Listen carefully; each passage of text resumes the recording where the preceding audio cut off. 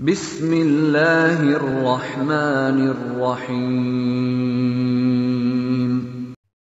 تفسیر اللہ کے نبی صلی اللہ علیہ وسلم کی حدیث پیش کرتی ہے۔ اللہ کے نبی صلی اللہ علیہ وسلم نے کہا الثنا سال 12 شہر، سال 12 مہینوں کا ہوتا ہے۔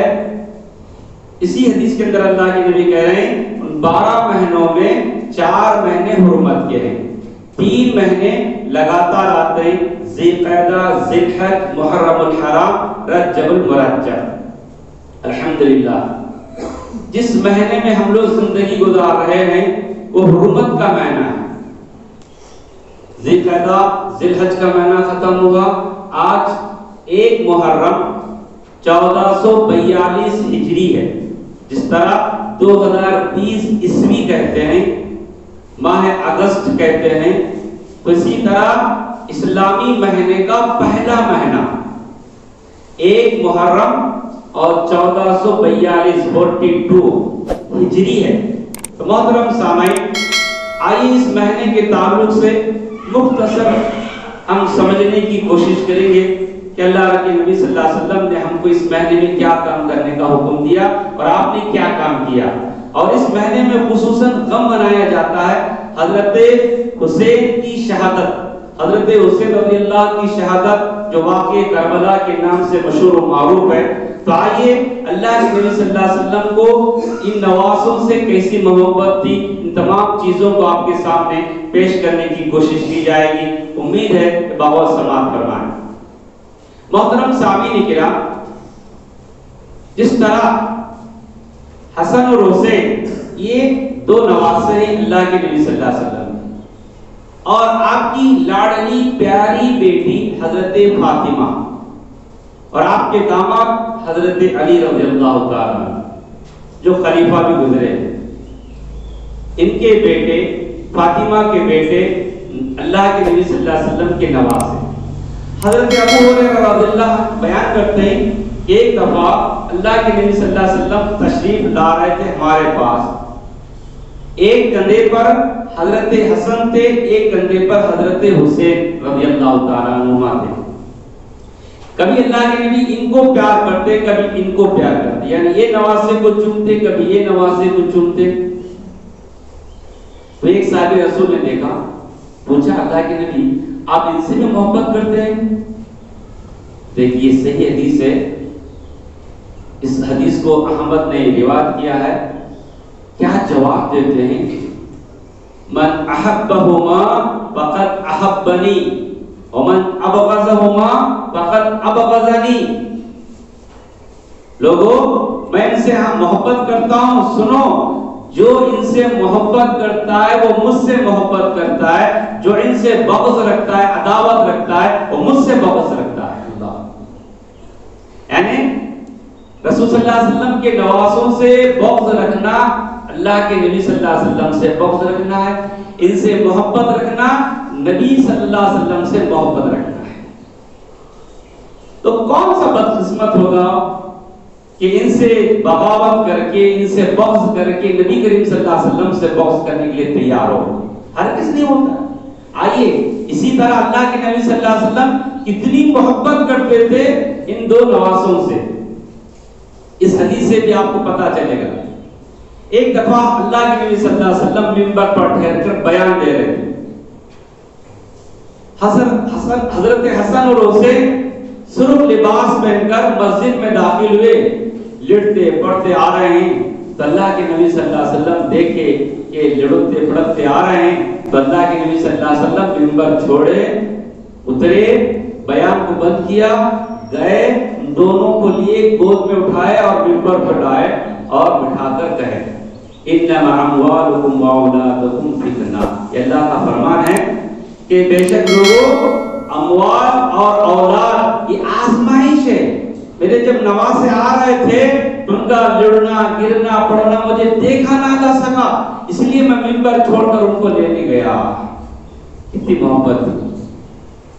تو ہم کو بھی نواسوں سے محبت کرنا چاہیے، یہ ایمان کا تقاضا ہے۔ اسی طرح حضرت حذیفہ رضی اللہ کہتے ہیں، اتنی اہم بات ہے دیکھیے، اللہ کے نبی صلی اللہ علیہ وسلم نے کہا آج رات ایک فرشتے کا نزول ہوا جو آج کی تاریخ سے پہلے کبھی وہ آسمان سے زمین پر نازل نہیں ہوا تھا، اور اترنے سے پہلے اللہ سے میرے پاس میری ملاقات کے لیے اجازت طلب کرتا ہے فرشتہ۔ اللہ رب العالمین اس کو اجازت دیتے ہیں اس خوشخبری کے ساتھ۔ کیا خوشخبری ہے بھائی؟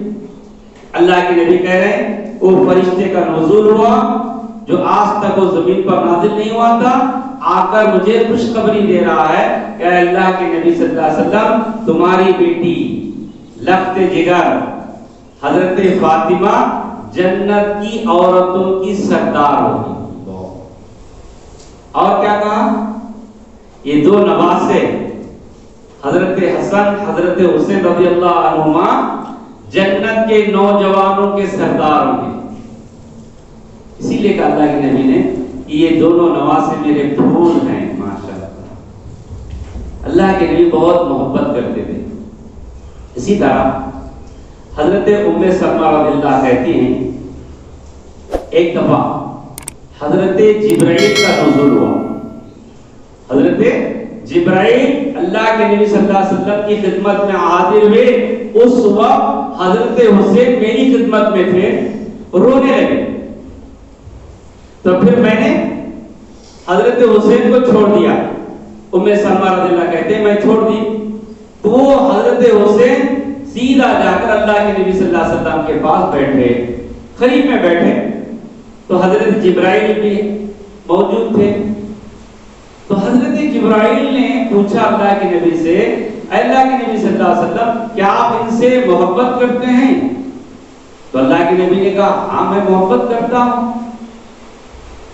اور ایک حدیث میں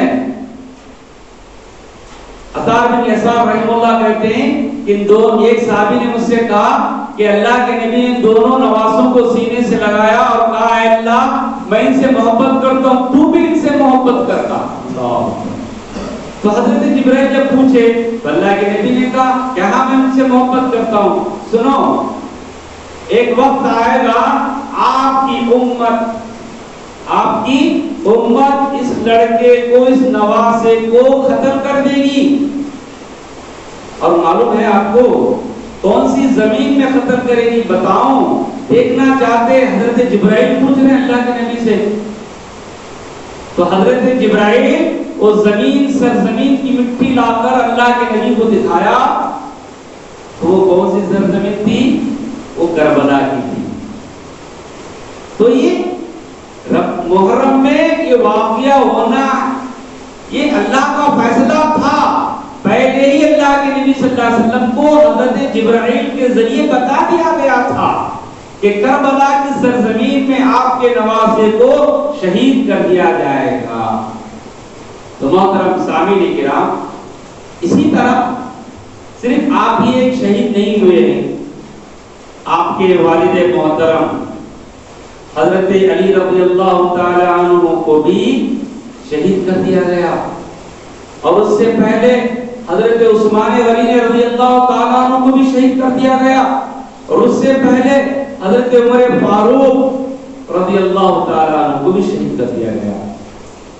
کئی شہداء ہیں، اگر ان تمام شہداء کی فہرست بنائی جائے، ایک ایک دن کو ایک ایک شہید کے نام پر ہم غم منائیں گے، ماتم کریں گے، یہ میری بات نوٹ کر لو، 365 دن بھی آپ کے لیے ناکافی ہو جائیں گے۔ اتنے شہداء ہیں، صحابیات ہیں، صحابہ کرام ہیں، جلیل القدر صحابہ کرام۔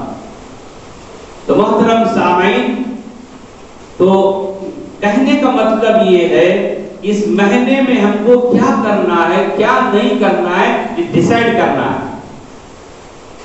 شہید ہو گئے، کربلا کا واقعہ ہوا، لمبی داستان انشاءاللہ دوسرے موقع پر اس کو پیش کرنے کی کوشش کی جائے گی، مگر یہ بات میں اس لیے کہہ رہا ہوں کہ آپ کے نواسے کی شہادت سے ہم اس مہینے کو غم کا مہینہ، منحوس مہینہ، اور نہ جانے صحابہ کو گالی گلوچ کرنا، لا تسبوا اصحابی اللہ کے نبی نے کہا میرے صحابہ کو گالی مت دو. اور غم کے تعلق سے اللہ کے نبی صلی اللہ علیہ وسلم کا کتنا بہترین اصول بتایا. جس گھر میں کوئی بھی قریبی رشتہ دار، ماں سے بڑھ کر کوئی نہیں ہے، باپ سے بڑھ کر کوئی رشتہ نہیں ہے، اولاد سے بڑھ کر کوئی رشتہ نہیں ہے، بیوی سے بڑھ کر کوئی رشتہ نہیں ہے، شوہر سے بڑھ کر کوئی رشتہ نہیں ہے. اللہ کے نبی نے کہا غم کس کو نہیں ہوتا ہے؟ جب انسان ہے اس کی محبوب چیز جدا ہوتی ہے تو غم ہونا ضروری ہے. مگر اللہ کے نبی کے اصول و ضوابط کے اندر، دائرے کے اندر اللہ کے نبی نے کہا آپ کا قریب سے قریب رشتہ دار اللہ کو پیارا ہو گیا ہو، انتقال کر گیا ہو، شہید ہوا ہو، 3 دن سے زیادہ غم نہ کرے. ہاں اگر کسی عورت کا شوہر انتقال کر جائے تو غم کرے گی، ماتم کرے گی 4 مہینے 10 دن. مگر گریا زاری، چیخنا چلانا، مار پیٹ، گریبان پھاڑنا، سینہ کو بھی اللہ کے نبی نے کہا لیس منا من شق الجیوب، وہ ہم میں سے نہیں ہے جو غم کے مارے بال نوچتے ہیں، سینہ کو بھی کرتے ہیں اور کپڑے پھاڑ لیتے ہیں. یہ اسلام میں سے جائز نہیں کہا، یہ حرام، اس سے بچنا چاہیے. اللہ کے نبی نے اس کو جہادیت کے امور میں شمار کیا ہے. تو محترم سامعین کرام، جب ہم کو غم نہیں کرنا ہے تو کرنا کیا ہے؟ اللہ کے نبی صلی اللہ علیہ وسلم نے کہا صوموا یوم عاشورا، یوم عاشورہ کا روزہ رکھو، خالفوا فیہ الیہود، اس میں یہودیوں کی مخالفت کرو. صوموا قبلہ یوما وبعدہ یوما، 10 محرم سے پہلے یا 10 محرم کے بعد، یعنی 9 10 محرم یا 10 محرم یا 11 محرم، 2 روزے رکھنے کا اللہ کے نبی حکم دے رہے. جب آپ مکے سے ہجرت کر کے مدینہ گئے تو دیکھا وہاں کے یہودیوں کو کہ یوم عاشورہ کے دن روزے سے ہیں. تعجب ہو. اللہ کے نبی صلی اللہ علیہ وسلم نے پوچھا کہ آج تم لوگ روزہ کس خوشی میں رکھے ہو، کیوں رکھے ہو؟ تو انہوں نے جواب دیا، یہ باتیں اس سے پہلے بھی تم نے سنی ہیں کہ اس قوم نے جواب دیا آج کے دن اللہ رب العالمین نے بنی اسرائیل کی قوم کو فرعون جیسے ظالم و جابر سے نجات دی. فرعون کو غرق کر دیا، اس کی قوم کو غرق کر دیا، موسیٰ علیہ السلام کی قوم کو نجات دی. اس لیے اس خوشی میں روزہ رکھتے ہیں. تو اللہ کے نبی کیا کہا؟ ارے ویسے ہی تو ہم بھی حق رکھتے ہیں، ہم کو بھی روزہ رکھنا ہے. اللہ کے نبی صلی اللہ علیہ وسلم نے کہا روزہ رکھو جی، خود بھی رکھے، روزہ رکھنے کا بھی حکم دیے. ہاں جب ابھی رمضان کے روزے فرض نہیں تھے، جب 2 ہجری کو رمضان کے روزے فرض ہوئے تو پھر اللہ کے نبی صلی اللہ علیہ وسلم نے اختیار دیا، جو چاہے رکھو، جو چاہے چھوڑو. فائدہ کیا؟ اللہ رب العالمین ان 2 روزوں سے 1 سال گزشتہ کے گناہ معاف کر دیتا ہے. اور حضرت حفصہ رضی اللہ کہتے ہیں کہ اللہ کے نبی صلی اللہ علیہ وسلم کے تعلق سے 4 کام کبھی اللہ کے نبی نے اپنی زندگی میں نہیں چھوڑا. ایک یوم عاشورہ کا روزہ ذی الحج کے 10 دن میں، اور ہر مہینہ 3 روزے 13 14 15 تاریخ اسلامی تاریخ کے، اور فجر کی نماز میں فرض نماز سے پہلے 2 رکعت سنت. ہم نبی سے محبت کرتے ہیں، سنتوں سے عمل ہونا چاہیے، تبھی جا کر ہم صحیح معنوں میں اللہ سے محبت کا دعویٰ صحیح ہوگا، نبی کریم صلی اللہ علیہ وسلم کی سے محبت کا صحیح ثبوت ہوگا. صرف ہم زبان سے کہہ رہے ہیں، عملی جامہ اگر پہنایا گیا ہے، ہماری زندگی کے اندر دیکھا جائے، ٹٹولا جائے، پرکھا جائے تو سنتوں سے، فرائض سے بہت کوسوں دور گئے ہم لوگ. صرف زبان سے ہم تو ہوا کر رہے ہیں. تو اب محرم کا مہینہ ہے تو صحیح معنوں میں محبت ہے تو آپ کو چاہیے کہ 9 محرم کا 10 محرم کا روزہ رکھنا چاہیے، اگر 9 کا نہیں ہو رہا ہے تو 10 11 کا رکھنا چاہیے۔ غم ماتم کیسے کرنا اللہ کے نبی نے بتایا، اسی طریقے سے فالو کرو۔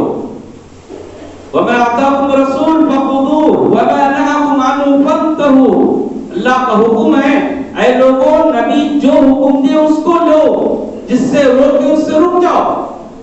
ایسے کتنے کام ہیں جو اللہ کے نبی صلی اللہ علیہ وسلم نے کرنے کا حکم دیا ہے اور روکا ہے، ہم رک رہے نہیں، اور جن کو کرنا ہے نہیں کر رہے، جن کو نہیں کرنا ہے اس میں کر کے شان جتاتے ہیں کہ ہم اللہ کے نبی سے سچی محبت کرتے ہیں۔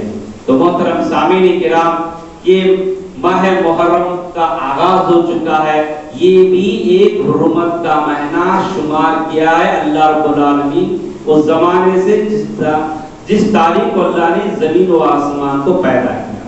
جس طرح ہم نے ذی الحج کی اہمیت کو سمجھا اور اس کی تیاری کی، تو اسی طرح اس مہینے کے محرم الحرام کی اہمیت کو سمجھنا چاہیے، کثرت سے ان اوقات کو اللہ کے ذکر و اذکار میں لگانا چاہیے، خیرات و صدقات کرنا چاہیے، کیونکہ حرمت کا مہینہ ہے، لڑائی جھگڑے فتنے فساد، اپنے آپ پر ظلم، دوسروں پہ ظلم سے بچنا چاہیے اور سنتوں کا اہتمام کرنا چاہیے۔ اللہ تعالیٰ سے دعا ہے کہ اللہ تعالیٰ ہم تمام کو کہیں بھی باتوں پر عمل کی توفیق عطا فرمائے۔ انشاءاللہ مزید باتیں دوسرے خطبے میں آپ کو پیش کرنے کی کوشش کی جائے گی۔ اللہ تعالیٰ کہنے سننے والوں کو عمل کی توفیق عطا فرمائے۔